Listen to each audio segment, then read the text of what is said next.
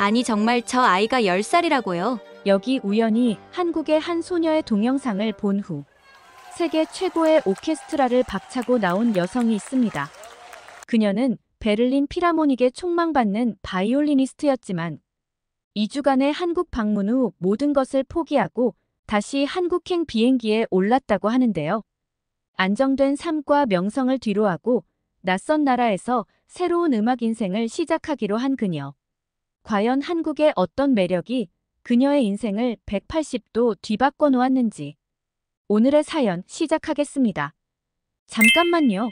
1초면 가능한 좋아요 버튼을 눌러주시면 영상 제작에 큰 힘이 됩니다. 안녕하세요. 저는 독일 출신의 바이올리니스트 클라라입니다. 26살의 나이에 베를린 필하모닉의 최연소 단원이 되었죠. 제가 한국과 인연을 맺게 된 건 순전히 우연이었어요. 유튜브에서 본 한 영상이 제 인생을 뒤흔들어 놓을 줄 누가 알았겠어요? 그날은 평범한 토요일 오후였습니다. 저는 다음 주 공연 준비를 위해 연습을 하고 있었죠. 잠깐 휴식 시간에 유튜브를 둘러보다가 로마 공항에서 벌어진 놀라운 즉흥 연주이라는 제목의 영상을 발견했어요. 호기심에 클릭했는데 세상에 제 인생이 바뀌는 순간이었답니다. 영상 속 어린 소녀의 바이올린 연주는 그야말로 충격적이었어요. 제가 20년 넘게 연주해온 비발디의 사계 중 여름을 그 꼬마가 완벽하게 해내는 거예요. 그것도 세계적인 피아니스트와 즉흥으로 말이죠. 이럴 수가. 저도 모르게 소리를 질렀어요. 룸메이트가 깜짝 놀라 제 방으로 뛰어왔을 정도였죠. 그 순간부터 저는 한국 음악에 대해 알아보기 시작했어요. 그리고 점점 더 깊이 빠져들었죠. 클래식,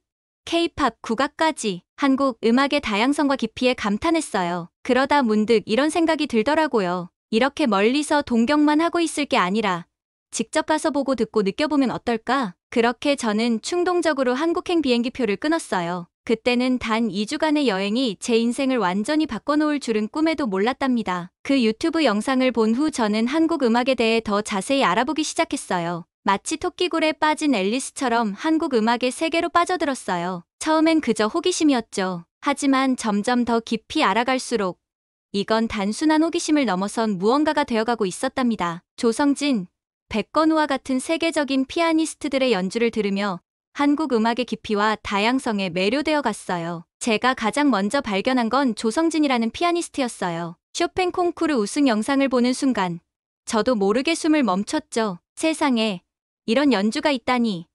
그의 손끝에서 흘러나오는 음악은 마치 물이 흐르듯 자연스럽고 섬세했어요. 하지만 정말 놀라웠던 건 그의 인터뷰였어요. 세계적인 대회에서 우승한 젊은이의 입에서 나오는 말이라고는 믿기지 않을 정도로 겸손했거든요. 저는 아직 배울 게 많은 학생일 뿐입니다. 이 말을 하는 그의 눈빛이 진실되어 보여서 가슴이 뭉클했답니다. 조성진의 이야기를 더 찾아보니 정말 놀라웠어요. 1994년 서울에서 태어나 6살 때 피아노를 시작했다는데 그의 부모님은 음악적 배경이 전혀 없었대요. 그런데도 아들의 재능을 알아보고 자율적으로 키워주셨다니 정말 대단하지 않나요? 와, 이건 정말 대단해. 저도 모르게 감탄사가 나왔어요. 어릴 때부터 매일 8시간씩 피아노를 연습했다는 이야기를 듣고 저는 제 자신이 부끄러워졌어요. 저도 열심히 연습한다고 생각했는데 조성진의 노력에 비하면 아무것도 아니었거든요. 그리고 최근에는 임윤찬이라는 피아니스트가 세계를 깜짝 놀라게 했어요. 임윤찬은 불과 18살의 나이에 북미 최고 권위의 반클라이번 국제 피아노 콩쿠르에서 우승을 차지했죠.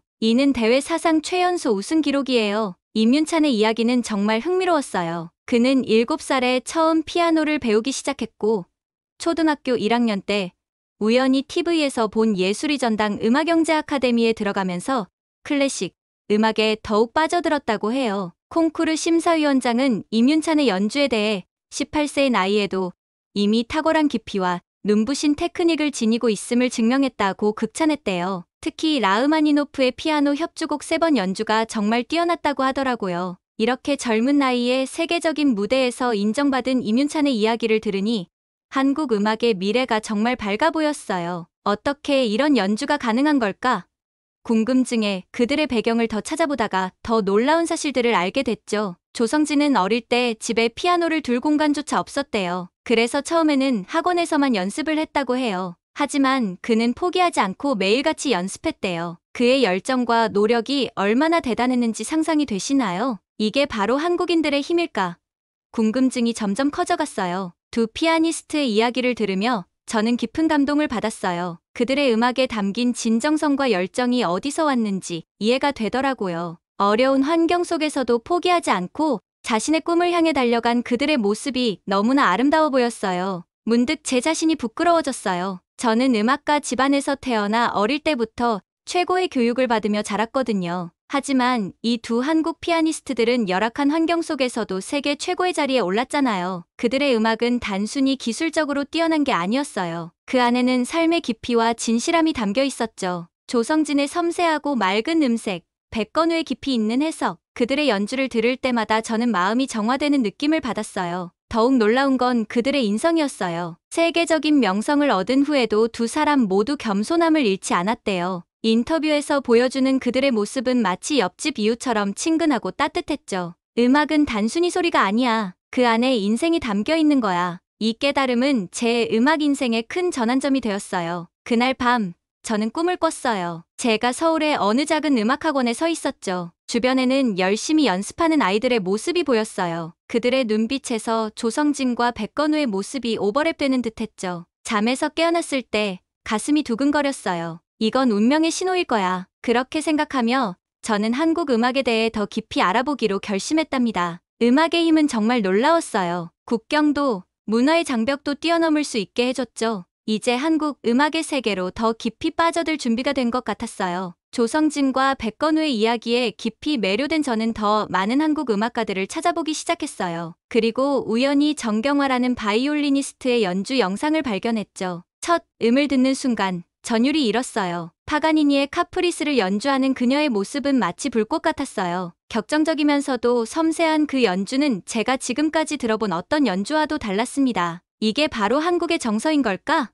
궁금증이 일었어요. 정경화에 대해 더 알아보니 그녀 역시 어린 나이에 해외로 나가 공부했다는 걸 알게 됐어요. 1967년 레벤트리트 콩쿠르에서 우승하며 세계적인 명성을 얻었다고 하더라고요. 50년이 넘는 세월 동안 최고의 자리를 지키고 있다니 정말 대단하지 않나요? 그런데 더 놀라운 건 따로 있었어요. 바로 조수미라는 소프라노 가수였죠. 그녀의 카르멘 아리아를 들었을 때 저는 그만 눈물을 흘리고 말았어요. 맑고 청아한 목소리, 그러면서도 깊이 있는 감정 표현, 마치 천상의 목소리 같았어요. 조수미의 이력을 보고 또 한 번 놀랐어요. 그녀는 동양인 최초로 라스칼라 극장에서 주역으로 데뷔했대요. 게다가 잘츠부르크 페스티벌에서도 주역으로 출연했다니 서양 오페라의 본고장에서 인정받은 거죠. 그러다 우연히 소양이라는 가수의 미국 국가 연주를 듣게 됐어요. 처음엔 그냥 평범한 팝 가수인 줄 알았는데 그 목소리를 듣는 순간 온몸에 소름이 돋았어요. 미국인들이 뽑은 국가를 가장 잘 부르는 해외 가수 1위를 차지했다는 소식을 듣고 깜짝 놀랐죠. 도대체 한국에는 얼마나 많은 음악적 재능이 숨어 있는 걸까? 점점 더 한국 음악에 빠져들수록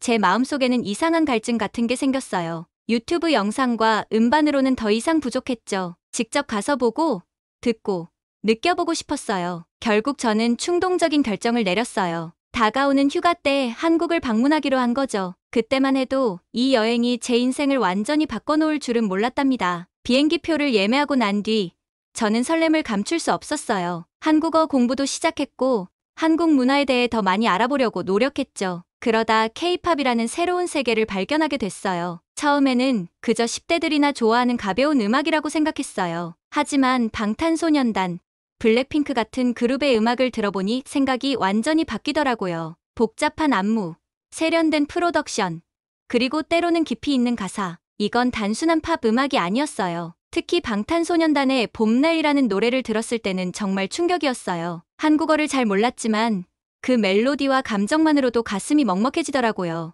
나중에 가사를 번역해 읽어보고 나서는 더 큰 충격을 받았죠. 봄날은 그리움과 상실을 주제로 한 노래였어요. 긴 겨울이 끝나고 봄이 오기를 기다리는 과정을 통해 고통스러운 시간 속에서 희망을 기다리는 모습을 표현하고 있더라고요. 보고 싶다라는 반복되는 가사가 이 노래의 핵심 감정을 잘 드러내고 있었어요. 멀어진 누군가를 향한 깊은 그리움이 가슴에 와 닿았죠. 상실과 슬픔 속에서도 봄이 다시 찾아올 것이라는 희망의 메시지. 그 깊이 있는 가사에 저는 완전히 매료되고 말았답니다. 이 노래를 통해 저는 K-팝이 단순한 10대들의 음악이 아니라는 걸 깨달았어요. 상실과 희망이라는 보편적인 감정을 이렇게 아름답게 표현할 수 있다니 정말 대단하다는 생각이 들었어요. 그리고 이 가사를 읽다 보니 한글에도 관심이 가기 시작했어요. 한글의 모양이 너무나 아름다워 보였거든요. 각각의 글자가 마치 그림 같았어요. 번역본으로 읽는 것과는 또 다른 매력이 있더라고요. 그래서 저는 한국어 공부도 시작하게 됐답니다. 음악을 통해 새로운 언어의 세계로 들어가게 될 줄은 꿈에도 몰랐죠. 클래식, 오페라, 그리고 이제 케이팝까지. 한국 음악은 도대체 어디까지 대단한 거지? 한국행 비행기를 기다리는 동안 저는 점점 더 흥분되고 있었어요. 이 여행이 제 음악 인생에 어떤 변화를 가져다 줄지 정말 기대되더라고요. 그리고 그 기대는 결코 저를 실망시키지 않았답니다. 드디어 한국행 비행기에 올랐어요. 11시간의 비행 동안 저는 계속해서 한국 음악을 들었죠. 클래식부터 케이팝까지 제가 알게 된 모든 장르를 망라했어요. 그리고 한국에서 만나기로 한 제 온라인 친구 수연이와의 만남을 상상하며 들뜬 마음을 가라앉히려 노력했답니다. 수연이는 제가 한국 음악에 관심을 갖기 시작했을 때 온라인 커뮤니티에서 알게 된 친구예요. 그녀는 음악을 공부하는 대학생으로 제게 한국 음악과 문화에 대해 많은 것을 가르쳐줬죠. 우리는 서로의 나라 음악을 교환하며 깊은 우정을 쌓았어요. 비행기가 인천공항에 착륙했을 때 제 심장은 마구 뛰고 있었어요. 입국장을 빠져나오자 수연이가 환한 미소로 저를 맞아주었죠. 클라라, 드디어 만나다니 너무 좋아요. 수연이가 저를 꼭 안아주었어요. 수연아, 나도 너무 기뻐. 실제로 만나니 더 반갑다. 저도 수연이를 꼭 안아주었죠. 서울로 향하는 공항철도에서 수연이는 제게 국제음악 페스티벌에 대해 이야기해줬어요. 클래식부터 케이팝, 전통음악까지 다양한 공연이 준비되어 있다고 하더라고요. 서울에 도착해서 우리는 세종문화회관을 지나갔어요. 수연이가 그곳이 한국의 주요 클래식 공연장 중 하나이며 페스티벌의 개막 공연이 열릴 거라고 알려줬죠. 저녁에 수연이는 저를 노래방이라는 곳으로 데려갔어요. 한국 문화를 제대로 경험하려면 노래방은 필수라고 하더라고요. 수연이는 한국에 두 종류의 노래방이 있다고 설명해줬어요. 제가 간 곳처럼 큰 방에서 여러 명이 함께 노래하는 일반 노래방과 한두 명이 작은 부스에서 노래하는 코인 노래방이 있다고 했어요. 수연이가 먼저 노래를 불렀는데 그 목소리가 얼마나 아름답던지 제가 감탄하자 수연이는 한국 사람들은 대부분 노래를 잘 부른다고 했어요. 어릴 때부터 노래와 함께 자라고 학교에서도 음악 수업이 중요하며 노래방에 자주 가는 것이 일상이라고 하더라고요. 그러고 나서 수연이는 제게도 노래를 불러보라고 했어요. 처음엔 쑥스러웠지만 수연이의 응원에 용기를 내어 제가 알고 있던 팝송을 불렀죠. 그러다 보니 어느새 시간 가는 줄 모르고 1시간 동안 정말 신나게 노래를 불렀어요. 케이팝도 도전해봤는데 발음은 엉망이었지만 정말 재미있었어요. 노래방을 나오면서 몸도 마음도 가벼워진 것 같았어요. 마치 스트레스가 다 날아간 것 같은 기분이었죠. 한국의 노래방 문화가 이렇게 즐거운 것인지 몰랐어요. 수연이는 그 후에 트로트도 불러줬어요. 요즘 젊은 사람들 사이에서도 인기가 많아졌다고 하더라고요. 케이팝, 발라드, 힙합, 인디음악, 트로트까지 한국 음악의 다양성에 놀랐어요. 그날 밤 숙소로 돌아오는 길에 저는 수연이 덕분에 한국 음악을 더 깊이 이해할 수 있을 것 같다는 생각이 들었어요. 다음 날 페스티벌 개막 공연과 케이팝 댄스 클래스를 기대하며 설레는 마음으로 잠이 들었답니다. 페스티벌 첫날, 저는 수연이와 함께 이른 아침부터 서울거리로 나섰어요. 아침부터 거리는 활기가 넘쳤죠. 출근하는 사람들 사이로 흘러나오는 음악 소리에 저는 깜짝 놀랐어요. 수연아, 여기 어디서나 음악이 들리는 것 같아. 수연이가 웃으며 대답했어요. 응, 클라라, 우리나라 사람들은 음악과 함께 살아간다고 해도 과언이 아니야. 지하철역, 카페, 심지어 편의점에서도 음악이 흘러나오거든. 세종문화회관에 도착하자 페스티벌의 열기가 느껴졌어요. 개막 공연은 국악과 현대음악의 퓨전 공연이었는데 정말 놀라웠어요. 전통 악기인 가야금과 현대적인 일렉트로닉 사운드가 어우러져 만들어내는 소리는 제가 상상했던 그 어떤 음악보다도 혁신적이었죠. 와, 이런 음악은 처음 들어봐. 너무 신기해.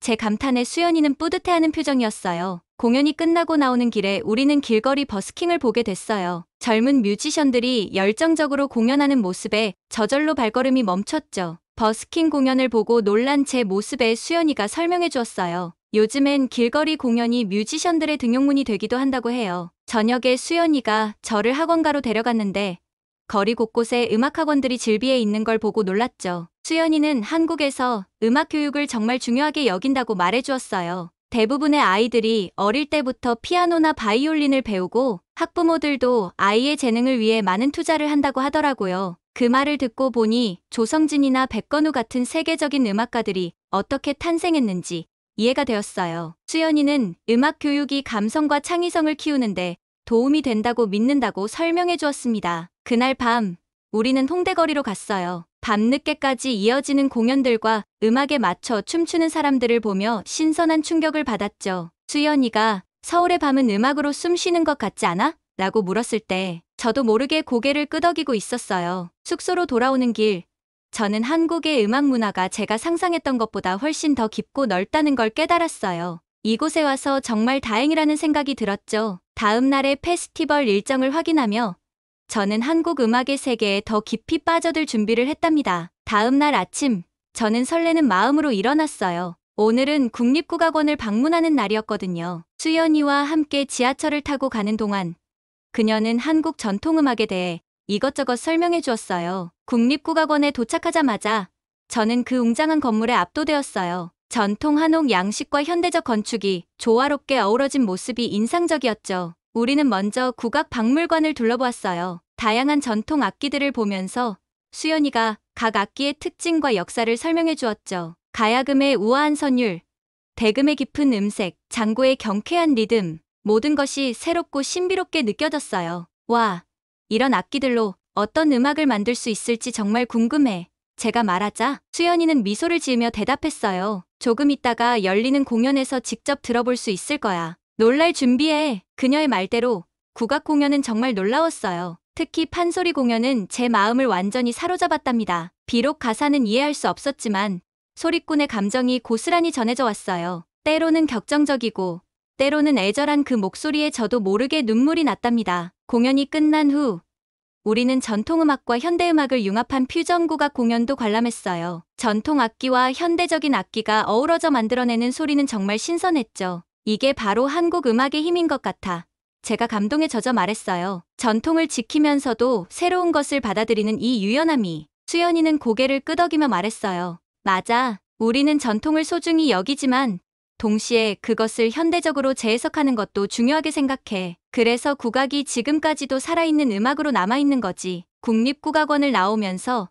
저는 한국 음악에 대한 이해가 한층 더 깊어졌음을 느꼈어요. 전통과 현대가 공존하는 모습, 그리고 그 속에서 피어나는 새로운 음악, 이것이 바로 한국 음악의 매력이 아닐까 생각했답니다. 그날 밤, 숙소로 돌아와 일기를 쓰면서 저는 생각했어요. 이제 조금은 한국 음악의 본질을 이해할 수 있을 것 같아. 하지만 아직 배울 게 너무나 많아. 다음 날은 K-팝 댄스 클래스가 기다리고 있었죠. 과연 제가 그 역동적인 춤을 따라할 수 있을지 생각만 해도 설레고 긴장되었답니다. 아침 일찍 일어나 K-팝 댄스 클래스로 향했어요. 수연이는 오늘 다른 일정이 있어서 함께 가지 못한다고 했지만 저 혼자서도 잘할 수 있을 거라며 응원해 주었죠. 댄스 스튜디오에 도착하자 이미 많은 사람들로 북적이고 있었어요. 다양한 국적의 사람들이 모여있는 모습이 인상적이었죠. 수업이 시작되고 강사가 입장하자 교실 전체가 환호성으로 가득 찼어요. 안녕하세요, 여러분.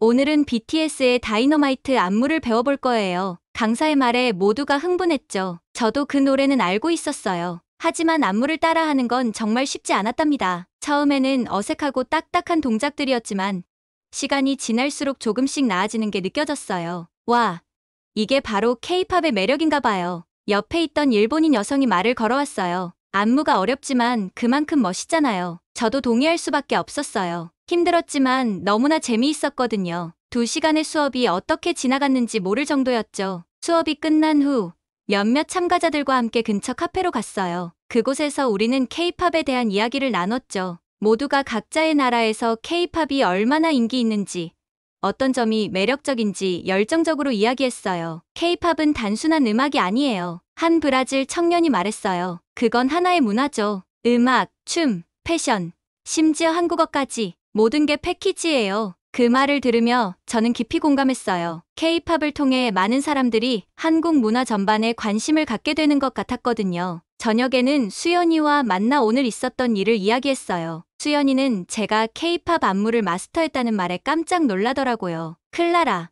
넌 정말 대단해. 수연이가 감탄했어요. 나도 K-팝 안무 따라하기 힘들어하는데 우리는 함께 유튜브로 K-팝 뮤직비디오를 보면서 이야기를 나눴어요. 화려한 영상미, 복잡한 안무, 중독성 있는 멜로디, K-팝의 모든 것이 새삼 놀랍게 느껴졌죠. K-팝이 세계적으로 인기 있는 이유를 이제야 조금 알 것 같아. 제가 말했어요. 수연이는 미소 지으며 대답했어요. 맞아. K-팝은 정말 대단해. 하지만 이건 한국 음악의 한 부분일 뿐이야. 내일은 더 다양한 한국 음악을 경험해 볼 거야. 잠자리에 들면서 저는 생각했어요. 한국 음악은 정말 다채롭구나. 클래식, 전통음악, 그리고 K-팝까지. 이 모든 것이 어우러져 독특한 음악 문화를 만들어내고 있어. 다음 날이 기대되면서도 한편으로는 아쉬웠어요. 한국에서의 시간이 너무 빨리 지나가는 것 같았거든요. 하지만 아직 경험할 것들이 많이 남아있다고 생각하니 설레는 마음을 감출 수 없었답니다. 다음 날 아침, 수연이가 저를 데리고 한국 음악의 다양한 면모를 경험할 수 있는 여정을 시작했어요. 우리의 첫 목적지는 서울의 한 재즈클럽이었죠. 한국에도 재즈클럽이 있다고? 제가 놀라서 물었어요. 수연이는 웃으며 대답했어요. 물론이지. 한국 음악은 너가 상상한 것보다 훨씬 다양해. 재즈클럽에 들어서자 감미로운 색소폰 소리가 우리를 맞이했어요. 무대 위의 밴드는 모두 한국인 뮤지션들이었지만 그들의 연주는 뉴욕의 어느 재즈클럽과 비교해도 뒤지지 않을 정도로 훌륭했죠. 와, 정말 대단해. 저도 모르게 감탄사가 나왔어요. 그 후 우리는 인디 음악 공연장으로 향했어요. 그곳에서는 어쿠스틱 기타 하나로 관객들의 마음을 사로잡는 싱어송라이터부터 강렬한 사운드의 록 밴드까지 다양한 장르의 음악을 들을 수 있었죠. 한국의 인디 음악도 이렇게 발전했구나. 제가 말했어요. 수연이가 고개를 끄덕였어요. 응. 요즘엔 인디 뮤지션들도 많은 사랑을 받고 있어. 음원 차트에서도 종종 상위권에 오르곤 해. 저녁에는 한국의 대중가요 역사를 한눈에 볼 수 있는 전시회를 찾았어요. 1920년대부터 현재까지 시대별로 인기 있었던 노래들과 가수들의 사진, 그리고 당시 사용되던 음악기기들이 전시되어 있었죠. 트로트부터 K-팝까지 한국 대중음악의 변천사를 보니 정말 대단하다. 제가 말했더니 수연이가 설명을 덧붙였죠. 응. 우리나라 음악은 시대의 변화와 함께 발전해왔어. 하지만 그 안에 한국만의 정서는 항상 유지되어 왔지. 하루 종일 다양한 음악을 접하고 나니 한국 음악의 깊이와 폭에 대해 새삼 놀라웠어요. 클래식, 국악, K-팝뿐만 아니라 재즈, 인디, 록 등 다양한 장르가 공존하며 각자의 색깔을 뽐내고 있었죠. 숙소로 돌아오는 길에 수연이가 물었어요. 클라라, 오늘 하루 어땠어? 저는 잠시 생각에 잠겼다가 대답했어요. 정말 눈이 떠진 것 같아. 한국 음악이 이렇게 다채롭고 풍성한 줄 몰랐어. 그리고 그 모든 음악이 서로 영향을 주고받으며 발전해가는 모습이 정말 아름답다고 느꼈어. 수연이가 미소 지으며 말했어요. 그래.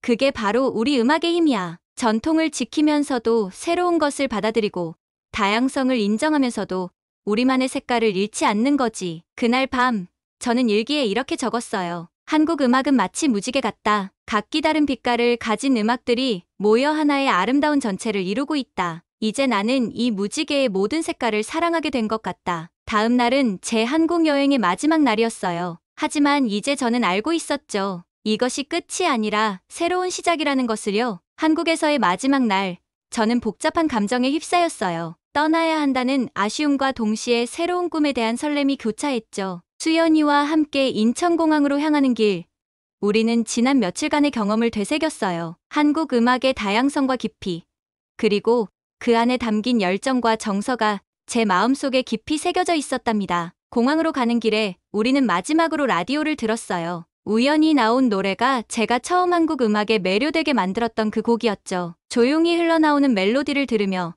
저는 이 여정이 얼마나 특별했는지 다시 한번 느꼈어요. 인천공항에 도착해서 체크인을 하는 동안 저는 마음속으로 큰 결심을 했어요. 독일로 돌아가긴 하지만 곧 다시 한국에 와서 더 오래 머물며 한국 음악을 제대로 배우고 싶다고 수연이에게 말했죠. 한국 음악의 다양성과 깊이를 더 알고 싶었고 어쩌면 한국 음악과 서양 음악을 접목한 새로운 프로젝트를 시작할 수도 있을 것 같았어요. 수연이는 제 결정을 듣고 기뻐하며 응원해 주었어요. 그녀의 지지를 받으니 더욱 용기가 났답니다. 우리는 앞으로의 계획에 대해 이야기를 나누었고 수연이는 제가 한국에 다시 올 때 도움을 주겠다고 약속했어요. 비행기에 오르기 전 우리는 마지막 포옹을 나눴어요. 작별 인사를 나누며 저는 이것이 끝이 아닌 새로운 시작임을 느꼈답니다. 비행기 안에서 저는 지난 며칠간의 경험을 하나하나 되새겼어요. 조성진과 백건우의 클래식 연주를 들으며 느꼈던 감동, 국립국악원에서 경험한 전통 음악의 아름다움,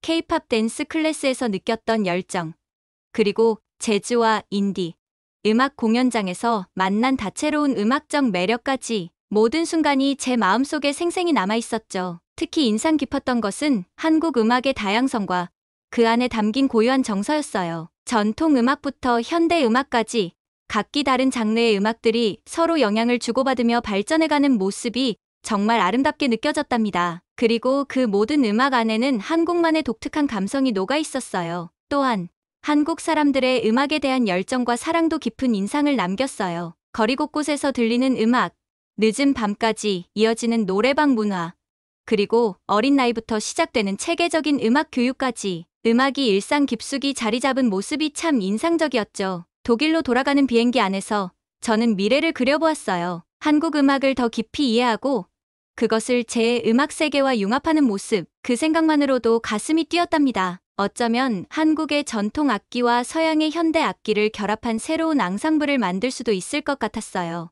또는 한국의 음악적 요소를 현대 클래식 음악에 접목시켜 새로운 장르를 개척할 수도 있겠죠. 비행기가 이륙하면서 저는 창밖으로 멀어지는 서울의 풍경을 바라보았어요. 고층 빌딩들 사이로 보이는 고궁의 모습이 한국 음악의 특징을 그대로 보여주는 것 같았어요. 전통과 현대가 공존하며 새로운 아름다움을 만들어내는 모습 말이에요. 그리고 마음속으로 다짐했죠. 꼭 다시 한국에 돌아와 더 넓고 깊은 음악의 세계를 만나리라고요. 이번 여행은 끝이 났지만 사실 이것은 제 음악 인생의 새로운 장의 시작에 불과했어요. 귀국 후 제가 가장 먼저 할 일은 한국어 공부를 시작하는 거였죠. 음악을 더 깊이 이해하기 위해서는 그 나라의 언어와 문화를 아는 것이 중요하다고 생각했거든요. 그리고 한국 음악에 대한 더 깊은 연구도 시작했죠. 클래식, 국악, K-팝, 그리고 다양한 대중음악까지 한국 음악의 모든 면면을 공부했어요. 한국 음악은 제게 음악을 보는 새로운 눈을 알려주었어요. 독일로 돌아와서도 저는 계속 한국 음악에 대한 관심을 놓지 않았어요. 한국어 공부를 시작했고